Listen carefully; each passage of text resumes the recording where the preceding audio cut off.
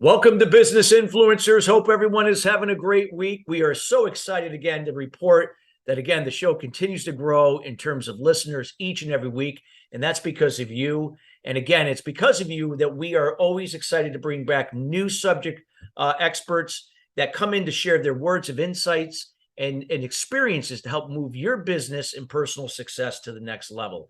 We highly encourage you, again, because this show is designed around you and how we can move you forward. So any input that you could provide us in terms of content and experiences that you would like to see that could relate to where you're going, we'd be more than happy to investigate that to make sure we bring in the right people and the right subject matter content that is going to serve you forward. Today's show is being brought to you today by Alumni Direct. Alumni Direct is a new social media community platform dedicated to bringing alumni together from all different generational types, an opportunity to reconnect with old people that you haven't seen in a long time, plus meeting new people for the first time.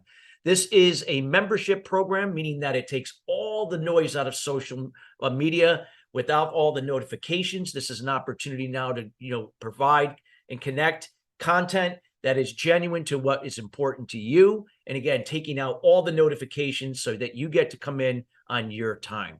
This also offers a wide array of different services that normally would not be available to you as a non-member. And again, lots of things here that can serve you to move your business and career to the next level. Feel free to check them out at alumnidirect.com. That's alumnidirect.com. Well, we have a great show for you today. I love this topic that we're going to be talking about. As everybody knows here, we're always about progress in motion, developing people, and it's through development that we grow and expand to be and become more. We're going to be talking about holistic human development. Now think about that, holistic human development. We're going to be looking at a 360-degree view of what that means today. And we have a great subject matter expert here who's going to be sharing her knowledge in this area. Her name is Nichelle Boyland. And before I introduce Nichelle, we're going to give her a little background. She's an adaptable professional known for developing high-performing teams, identifying and leveraging individual strengths, and leading by example to deliver value to all stakeholders end to end. She possesses a strong affinity for identifying waste reduction opportunities and processes, procedures, and policies to strategically align to improve process efficiency and customer relations. Her ability to cultivate raw talent while managing multiple projects simultaneously earned her the moniker Solution Expert. We love that. Today, she leads initiatives encouraging fellows to bring their authentic beings, increasing a sense of community, recognizing value, and promoting visibility for internal growth opportunities. And without further ado, we welcome Nichelle Boyland to the show. Nichelle, how you doing today? Hey, Chris, thank you. After that, I feel exhausted, but energized. Well, we always love to give a grand entrance to our subject matter experts, and we so appreciate you and everything that you do. So, let's take a look at what human development is. We know there's human resources and, there's personal development and professional development. We've heard of those terms. Let's talk about human development, but from a holistic standpoint and what that means to companies that are really looking to make a difference and grow and scale in their industries. Yeah, it's good you ask that question because when I think about it, I go back to where we were, 2 years ago, right? 2 years before the pandemic, we were trying to figure out that balance between work-life balance and what was this paradigm that we talked about. And then the pandemic hit, and all of those things converged upon each other. And so what you had happen is all of a sudden, you had households that were managing their business lives at the same time as they were, teaching their child a math problem or reading a science project to their child in the background while they were still conducting business. And so from a business perspective, we had to go, what does a true relationship for leadership look like now? I've got to look at the mental mindset. I've got to look at the physical mindset. Of course, I've got to work on those key objectives so we're delivering best in class to our clients, but I've got to look at the person at a holistic level. What do I need to give them so that they can be their best selves? And personally, does that mean that I adjust their work schedule? Do I look at maybe not going back full remotely into the office? Do I look at a hybrid model because of the diagram that they have now? And so there are all these facets that we look at, and it's no longer just how do they come to work? Because before we would say, leave your home life, your personal life at the door. Now we say, bring your whole self, because when you bring your Yes. whole self, then you are actually engaging the environment in different ways, and you're giving creativity so that you can be authentic in what you do. I agree. And you're so right. I mean, like 2 years ago, how everything changed because we were all working from home, and and people, that was a big thing for some people. Some people that have done it, they were able to adapt, and there were other people that had to really adapt.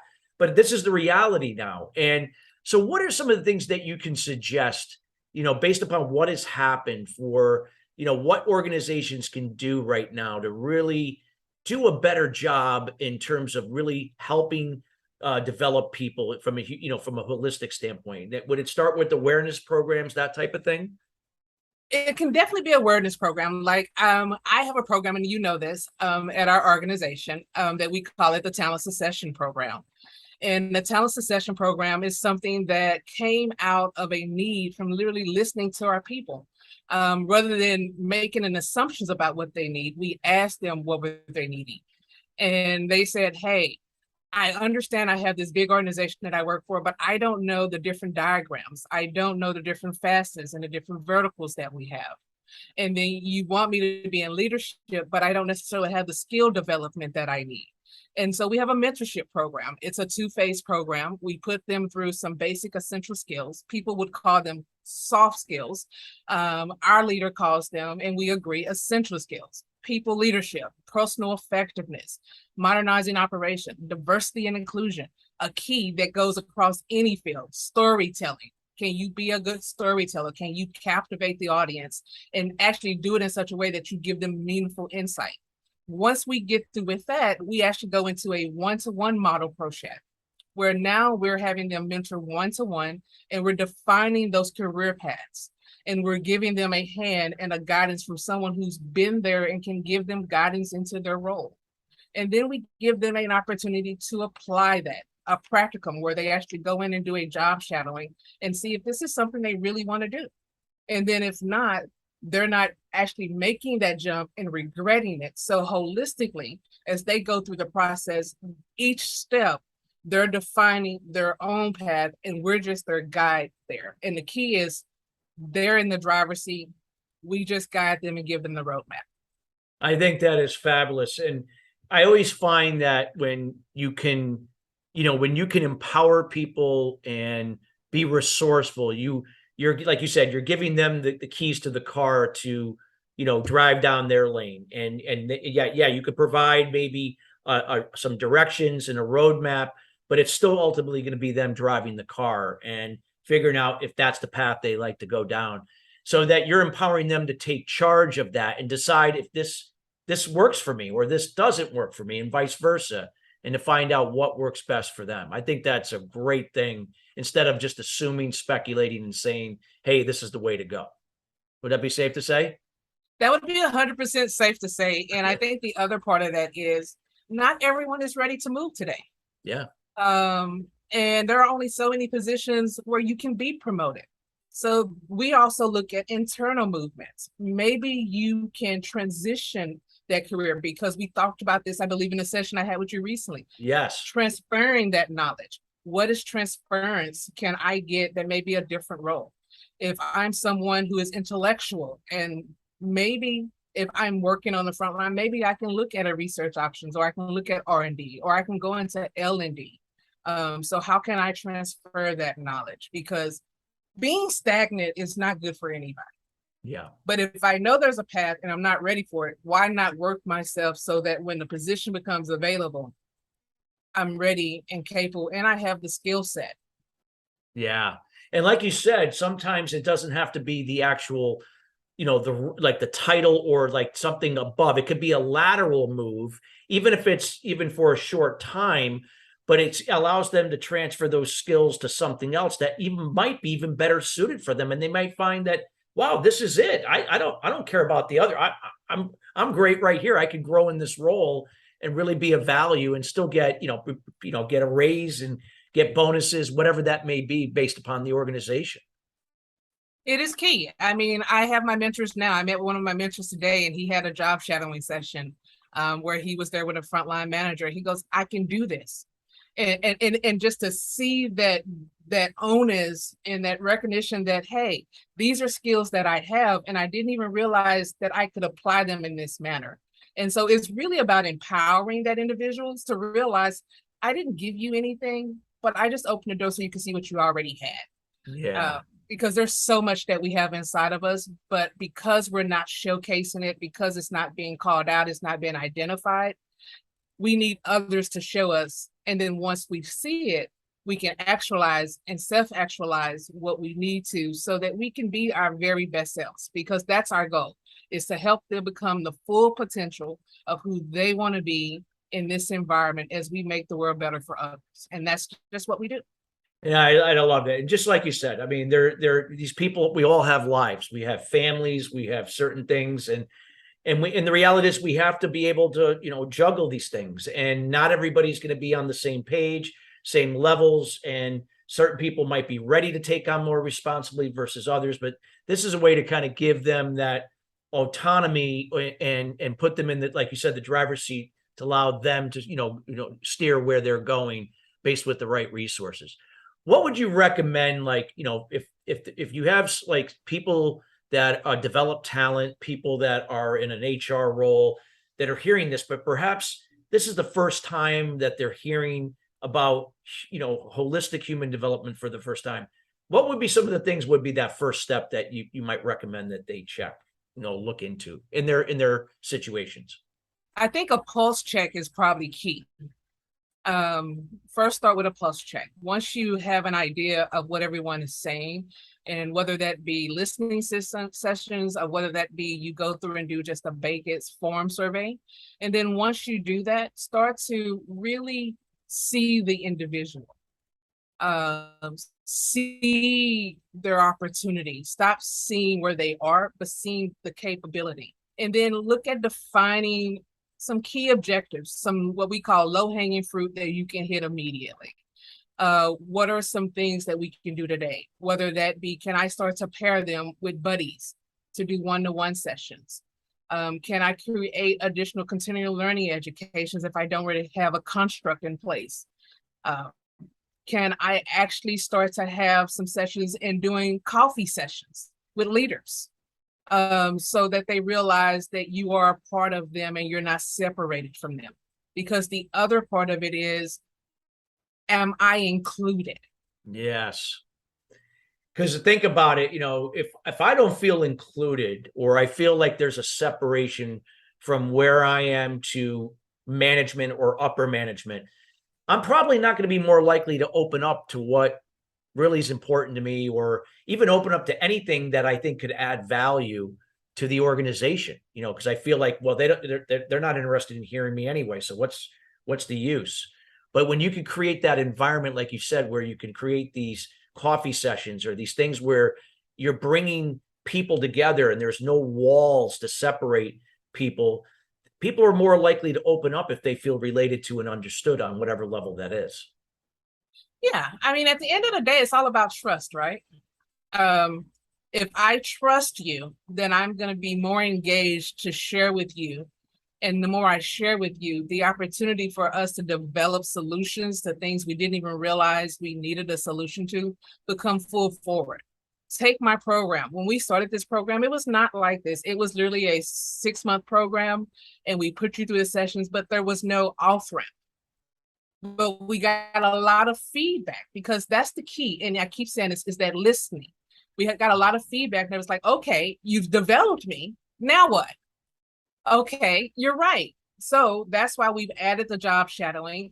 And that's why we're working with our talent team that will actually help them with internal movements or promotions. And we're asking them if you're okay with that, because the key is buy-in. Don't make assumptions. Just because this works specifically for my group, it may not, you may need to tweak it for your group. Yeah. Your audience may be different than ours. And so make sure that as you go through the process, you're agile. I love agility, right? That's a big term in any industry right now. The agile agility. Yes. It's like there is nothing fixed in stone. Old project managers, like, we had everything laid out. There is nothing fixed in stone. We can adjust. So be agile. If they say, you know what, that's not working, can we transition and maybe have more insights? So we have these capsules now where we come in and do an educational segment. So you're now able to see every group. So we come in and we go, these are the characteristics that you need. These are the mindsets for these individuals. These are the things that they're studying now, so that you have some insight and then you can prepare yourself in a better way. Giving them the tools and the roadmap will stop what I love to call the great X's and create the great homecoming, because people don't leave places that they're happy, that they're valued, and that they're seen and rewarded for what their contributions are. No, people leave when those are gone. Absolutely. And I agree. And sometimes would it be safe to say, it all depends upon the industry, the company, and, there could be different factors, but it's not always about the money. Like, I'm not making enough money. Yeah, people, require to make money in order to live and keep up with inflation, but it's not always just the money. Again, it's that feeling like they're included. They feel related to, they feel heard. They're able to tap into those things that they're really good at versus what they're not good at. And that environment can be more important than just like, how much money am I going to make, and then be miserable. It can. And the other part is, how are you taking care of my well-being? Because remember, we're talking about being holistic. So do you give me time off? And when I say that, do you actually give me the time? Not have it in my policy, but when I need to exercise it, I can't utilize it. Do you actually give me time off so that I can recoup, so that mentally I can regain that awareness and be at my top of my game and not depleted? If I come to you with a concern, are you listening to me, or are you already ready to give me a solution on why something isn't going to work? Are we staying with the status quo when the reality of it is that we need to be emergent in our thought process? What are we doing that is slightly different than what we did before? Because let's be honest, 2024, which is where we're headed, will look nothing like 2020 simply because of the pandemic. Our life have changed. We will never, I'm talking to you now at home, but I'm at work. And that is just the way we do things now. Yes. It's a reality. Our home offices, or wherever that may be in your home, they are now either your office at work or the extension of your office where you spend a lot of your time. What I loved what you shared, Nichelle, is that, a lot of companies have to be flexible. They have to be patient, knowing that when they implement this holistic approach, they can start to measure and see, is the retention going up? Is there less absenteeism? Are people seem to be more engaged and more productive? Are there ways that, again, we can track these things to see if this holistic approach is actually helping to move the needle for the organization overall, because people are happier and more engaged with that flexibility? You're right about that, because it's funny you said that those are something that we're tracking in our program. And currently, I think I looked at it the other day, 3 months out, we were at 57% when it came to promotions. And 6 months out, we were at 69% when it came to promotions. And then when we looked at our retention, we were up to about 70% in retention from that group, because they're engaged and they're loving what they're doing. They found that passion, because that's the key, the word that we haven't used here yet, but they found that passion, that what makes them happy. So as we like to say, their mission aligns with the company mission, or they found where they can find symbiosis and then work towards that for the betterment of themselves in the organization. Yeah, I love that. Like you said, they're able to find that purpose or why in what they do. It's just not what they do anymore. Like, I hear, this is what I got to do. There's a why to it. It gives them a sense of purpose, something to look forward to each day and grow, and knowing that the company supports that and so on. So I love that. What do you feel like in terms of the holistic approach? Is this something that is periodical? Is it something that's quarterly or, something that you believe that should be on an ongoing basis to really reap the rewards of how this develops people and how it moves, the organization to a whole new level? Great question. In all honesty, I think this is something that's here to stay. Yeah. It's kind of like what we do when you wake up. That should be a part of what you do. Yes. You should come in with the holistic approach. When I sit down with someone, how can I meet your needs holistically? Because to be honestly, and I talked about this before in one of my mentorship classes, when I look at an individual, if I'm hungry, I'm not listening to anything you have to say because I'm mentally thinking about how hungry I am. But if you start that conversation out and you feed me, now that need is no longer there. You have solved for that need and I can listen to you. Yeah. That's what holistic means. Yes. What are all the needs that are preventing you from being your very best self? And then as an organization, how can I help you actualize that or remove barriers to your success? That's it in a nutshell. Yeah. I love that approach. Again, it's not assuming and speculating. You're listening, you're relating. And it doesn't mean that it's going to be 100%, especially if you have like thousands and thousands of employees, but if it's in that ballpark and you're helping to really meet them where they are and where that need is, it's so powerful. I love what you're doing there and that, and you're dropping so much wisdom here with the listeners that are. What would be like, okay, if all the things that we've shared so far that you've shared here, what would you say would be, the first, like, I know you mentioned awareness, but like, besides like awareness, what would be like the first thing to kind of get the buy-in from, the heads of an organization, whether it's the CEO, the board, that type of thing, depending upon the size of the organization? I think the key is the outcome. What is the business impact, right? And in this case, it's retention, which every organization is struggling with, is to keep the best talent.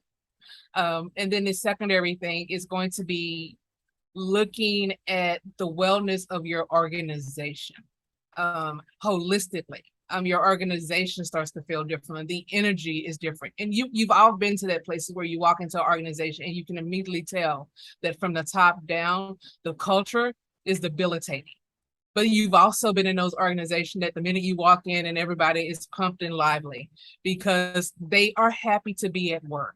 So it's guarding your brand by guarding your people. And I like one of the things that we did is we introduced free or complimentary subscriptions to Headspace.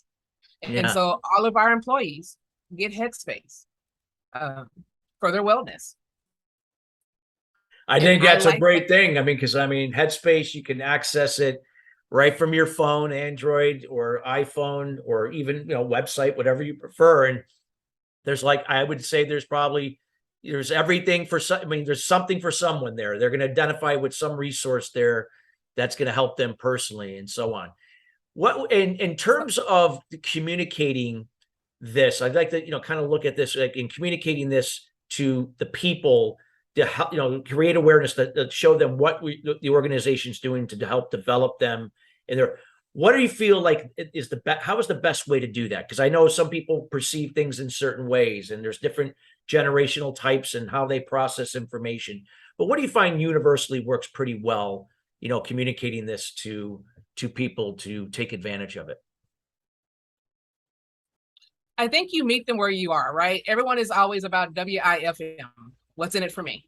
And so you show them what's in it for me. And we have to get out of this cookie cutter communication approach. You're going to have to segment it out and parse it for the different audience that you have. We are a international company. And so a lot of our communications are parsed out in several different languages, same message, but different languages so that we're recognizing our audience, right?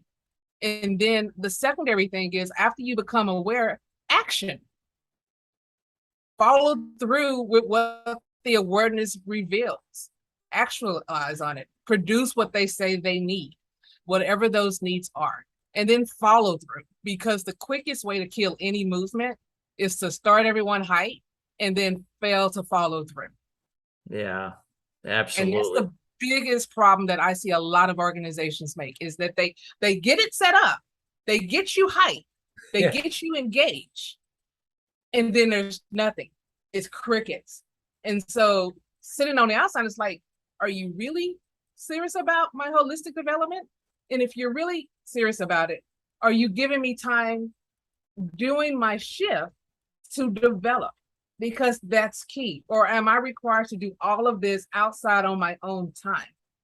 Because the difference is, if you give me space while I'm working doing shift, especially for our shift workers, because we have many of those, if you do that doing shift, then you're telling me that you care about me holistically. If you're asking me to do it externally, then once I get what I'm trying to achieve, I'm probably going to take it elsewhere, because you didn't give me the space to develop doing your time as well. And so that's another thing you need to look at. I love it. I love what you just shared there. And you dropped so much wisdom here in a short period of time, in helping those that are listening, where this is such an important topic. And I love the fact that, you've developed your own internal program, in your organization, and it's having so much success. And it's been a pleasure to even be, a part of that on a small level. How you've included me to help in that side. And it's just, you're an example for so many that will be listening, that are listening, and that will be listening to this show. And we hope that other organizations will begin to really, really consider the importance, how valuable this investment into their organization, and that's into their people. And that, you said, the reality is COVID changed a lot of things in how we do things, and it's here to stay. And we have to, either we're going to adapt and move forward and develop people as a result of it, or we're going to get left behind if we choose not to do that, so to speak, and fight the not the good fight here, fight the bad fight, retaining good people. Anything that you would like to close out with, Nichelle, like anything else that maybe you haven't shared that you'd like to, just as a final comment, as we near the end of the show? I think as we round up on the end, I first want to thank you for this opportunity, for giving me the space to share this, because this is a passion and a labor of love for me. Being someone of intersectionality, I've had to go through mentorship, and that's why I am so keen about making sure we get it for people, is EQ. And that's knowing thyself. Because the first step is to know thyself, and that is no different for an organization. Know thyself, and then once you know thyself, you know thy purpose, you know thy values, you can drive that and then create safe spaces for others to do the same. If we do that as a whole, I think that we are ready to skyrocket into places well beyond where we were before COVID-19. Wow. Powerful way to end this show. Nichelle, I want to thank you so much for taking the time out of your schedule. I know you're working from home, and you got all these things that you're doing from your organization, and you're just a true example of everything you shared about holistic human development. Thank you for your time today. Thank you, Chris. It was a pleasure, and thank you, listeners. I thoroughly enjoyed this experience, and I look forward to continuing more with you. Absolutely. And if, Nichelle, if there's anything, if anybody would like to reach out to you, get to know you, is there any particular place that's best for them to reach out to you? Probably the best is LinkedIn. I have my sign, and you feel free to share it. LinkedIn is where I do most of my reaching out, and you can get me through there as well. So we highly encourage everybody listening, and those listening, again, it's Nichelle, again, like Michelle, but with an N, Boyland, Boyland. We highly encourage you to reach out to her. She is just a wealth of knowledge in this particular area. So anybody in human resources, or anybody that's involved in development of people, this is a person that you definitely like to connect with and have in your network. Thank you again, Nichelle, for everything you do. Listeners, we want to thank you each and every week, again, joining us here. We can't thank you enough for making this show what it is today in a short period of time. We're approaching our 1-year anniversary here with Business Influencers. And again, TALRadio is so excited to announce new things that are coming. Thank you so much, everybody. We'll see you next week, and have a great rest of your day.